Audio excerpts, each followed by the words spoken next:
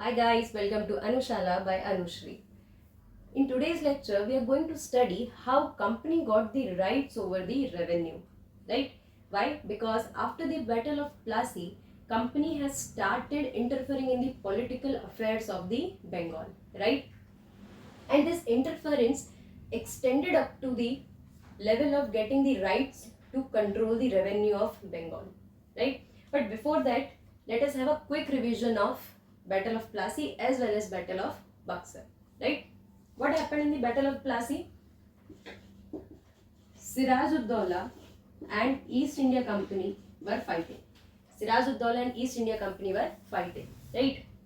And Siraj-ud-Daulah actually got defeated not because of the military might of the East India Company, but because of the betrayal by his own military commander, Mir Zafar. Right? For more clarity, you can go and watch the previous lecture. Fine. But what happens? As East India Company thought that Mir Zafar will act as a puppet Nawab, but he do not. Right? For a long period of time. That's why they replaced him with his own son-in-law, Mir Qasim. Right? Now, Mir Qasim was very young when he became the Nawab, as well as he was rebellious, right? And due to that, East India Company wanted to remove Mir Qasim. East India Company wanted to remove Mir Qasim, right? For removing Mir Qasim, they have to fight the Battle of Buxar. They have to fight the Battle of Buxar, that too in 1764, right? But Battle of Buxar was significantly different from this Battle of Plassey, right? Let us understand how. So, when East India Company and Mir Qasim were fighting in Battle of Buxar, Mir Qasim was not alone, right? It means that Mir Qasim had an alliance of 3 rulers, right? Who were they? Mir Qasim itself from Bengal, then Shuja-ud-Daulah from Awadh. Shuja-ud-Daulah was the Nawab of Awadh, right? Plus Shah Alam II. He was the Mughal ruler at that time. And the base of Mughals was the Delhi, right? So these 3 rulers, they were fighting in an alliance with East India Company, right? But again, this alliance got defeated by East India Company, and now this time, this victory of East India Company was very significant. Why? Because they won because of their military might. Right? It means that east India company की जो military थी वो इतनी ज़्यादा advanced हो चुकी थी कि वो ये तीनों रूलर्स के अलायंस को भी हरा देते हैं. राइट? अब बैटल ऑफ बक्सर में क्या हो गया? मुगल रूलर भी हारा. ठीक है, मतलब मुगल रूलर एक तरीके से, दो he was not that strong, but Mughals की जो लेगेसी चली आ रही थी, है ना, उसमें भी एक डार्क स्पॉट लग जाता है कि मुगल रूलर जो है, जो इंडिया को रूल कर रहा है, वो भी इसमें हार गए. Right? So Battle of Buxar 1764 was significant for the company rule. Right? What happens after this Battle of Buxar? Now the company's power has been increased. ठीक है. And now the company wanted the Diwani rights. Right? Company becomes the Diwan of Bengal. Now, what does Diwan means? Diwan means a position and Diwani means rights. ठीक है. Diwani means rights over revenue resources. In the previous lecture, I have told you what is revenue. ठीक है, वो सारा पैसा जो directly indirectly state के पास या फिर गवर्नमेंट के पास या रूलर के पास जा रहा है, उसको बोलेंगे रेवेन्यू. ठीक है, चाहे वो ट्रिब्यूट्स के फॉर्म में हो, टैक्सेस के फॉर्म में हो, ड्यूटीज के फॉर्म में हो, पेनल्टीज के फॉर्म में हो, या फिर फीस के फॉर्म में हो. Getting? So all that contributes to revenue, right? Now let us understand a story.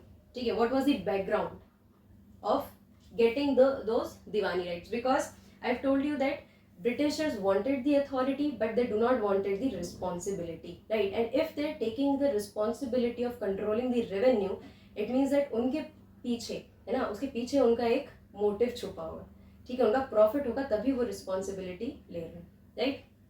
C, before Diwani rights, what was the conditions of Britishers, or we can say East India Company? British had nothing to sell in India. It means that no revenue. ठीक है, कैसे? See, East India Company came to India for trade, है ना. पर trade करने का procedure क्या था कि इंडिया में आएंगे, यहाँ से रॉ मटेरियल्स लेंगे और उन रॉ मटेरियल्स को दूसरी कंट्रीज में या अपनी कंट्रीज में बेचेंगे, ठीक है, एज अ रॉ मटेरियल और by converting them into finish good. ठीक है, मतलब कि ब्रिटिशर्स यहाँ आकर यहाँ के ही रॉ मटेरियल से ट्रेड करना चाह रहे थे. उनके पास खुद का ऐसा कोई मटेरियल है, ऐसा कोई गुड्स नहीं थे जिसको वो बेचें तो उनके पास रेवेन्यू जनरेट हो, right. So this was the problem. It means that East India Company had its no revenue sources in India. ठीक है, खुद के कोई भी रेवेन्यू सोर्सेज कहाँ पर नहीं थे, इंडिया में नहीं थे ईस्ट इंडिया कंपनी के पास, right. It means that they had to purchase goods in India with gold and silver that was imported from Britain. ठीक है, मतलब अब ईस्ट इंडिया कंपनी को अगर यहाँ पर इंडिया में रॉ मटेरियल्स खरीदने, ठीक है, let us take an example. Suppose East India Company को यहाँ पर खरीदना है cotton, right. Why? Because cotton, silk, all these were important for the textile industry.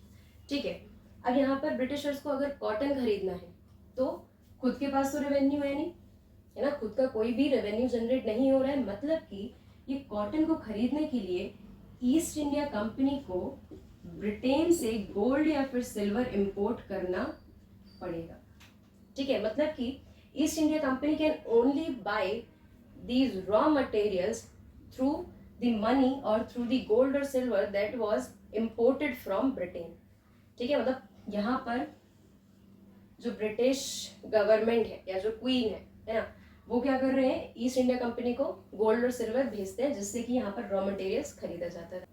But what happens after the Britishers got the Diwani rights, now they are using this revenue of Bengal for the purpose of fulfilling their company expenses. ठीक है, company expenses fulfil करने का मतलब to purchase the raw cotton or silk, ठीक है, और other raw materials, right. Cost of building the company forts, right. Company forts मतलब residential area for the officials of company as well as the fortifications around the factories. ठीक है, then expenses of company officials के different expenses थे, ठीक है, उनको fulfill करने के लिए भी यहाँ से revenue of बंगाल को ही use किया जा रहा था through East India Company, right. Now, after that, maintenance of company troops, ठीक है, मतलब कि कंपनी की जो आर्मी है उसका भी मेंटेनेंस जो है, ठीक है, उनके लिए जो फूड सप्लाई है, ठीक है, उनके लिए जो आर्म्स और वेपन सप्लाई है, ठीक है, उनके लिए जो स्किल अपग्रेडेशन की टेक्निक्स है, वो सारे कुछ के लिए कहाँ से पैसा आ रहा था, revenue of Bengal, right. It means that to fulfil all the company expenses plus this trade of raw materials was done by the revenue of Bengal. ठीक है, मतलब अभी हम यहाँ देख रहे हैं कि रेवेन्यू का राइट जैसे ही ईस्ट इंडिया कंपनी को मिलता है वो इसको एग्जॉस्ट करना या इसको ओवर यूज करना शुरू कर देते हैं. ठीक है, now the problem was that कि यहाँ पर जब ब्रिटेन से जब तक ये मनी आता है, ब्रिटेन से जब तक गोल्ड और सिल्वर आता है तो हमारे इंडिया में कुछ इम्पोर्ट हो रहा है. ठीक है, हमारे इंडिया में कुछ चीज़ें, नॉट एक्चुअली हम इम्पोर्ट नहीं कहेंगे उसको, लेकिन जब यहाँ से करेंसी आ रही है इसका मतलब है कि हमारे पास कुछ तो इंडिया में वेल्थ इकट्ठा हो रही है, राइट. लेकिन जब हमारे ही यहाँ के पैसे से हमारे ही यहाँ के रॉ मटेरियल्स को खरीदा जाता है तो हमारे यहाँ के जो रिसोर्सेस एज वेल एज हमारे यहाँ का रेवेन्यू दोनों को ही हमारी दोनों ही चीज़ें हमारे हाथ से तो जा रही है. ठीक है, प्लस हमें इनकी तरफ से तो कुछ मिल नहीं रहा, कुछ वैल्यू एड तो हो नहीं रही है हमारी. ठीक है, so this was the problem, right, this was the problem. ठीक है, अब ये जो रेवेन्यू है ये किसका है, obviously this is of the people of Bengal, है ना. ठीक है, लेकिन इसके लिए इसका जो पूरा यूज है वो लोगों के लिए तो कहीं से हो नहीं रहा. ठीक है, यूज किसके लिए हो रहा है, for the company expenses, right. So now this is it. ठीक है, अब हम यहाँ पर अगर एक बार देखेंगे, right, that the company has controlled territory, authority as well as revenue.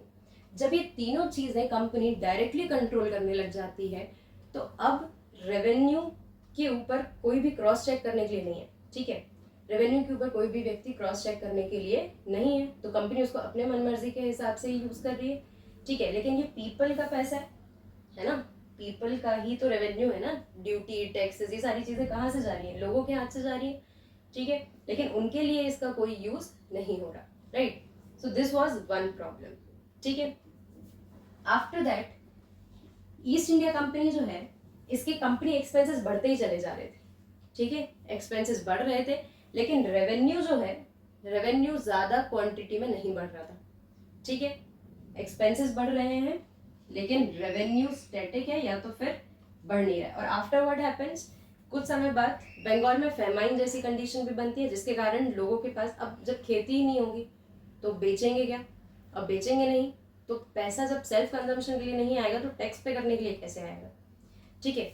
So now what happens, जब ऐसी कंडीशंस बन जाती हैं कि रेवेन्यू इंक्रीज नहीं हो रहा, ठीक है, कंपनी एक्सपेंसेस बढ़ रहे हैं लेकिन रेवेन्यू इंक्रीज नहीं हो रहा, so now east India company will bring policies, east India company will bring policies, ठीक है। कुछ रेवेन्यू के सिस्टम्स आएंगे, कुछ पॉलिसीज आएंगी जो टेरिटरी को डायरेक्टली और इनडायरेक्टली कंट्रोल करने की कोशिश करेंगे, ठीक है।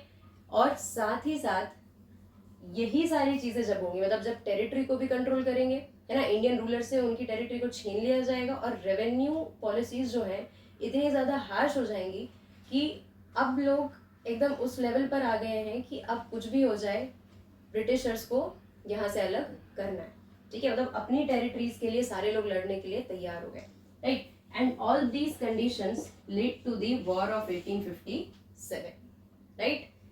So in the next chapter we will be studying about the policies, right, through which Britishers tried to control or capture the territories of Indian rulers, right? So this is it for today. Thank you for watching, and if you have any problem you can ask me in the comment section. Don't forget to like, comment, share and subscribe. Thank you.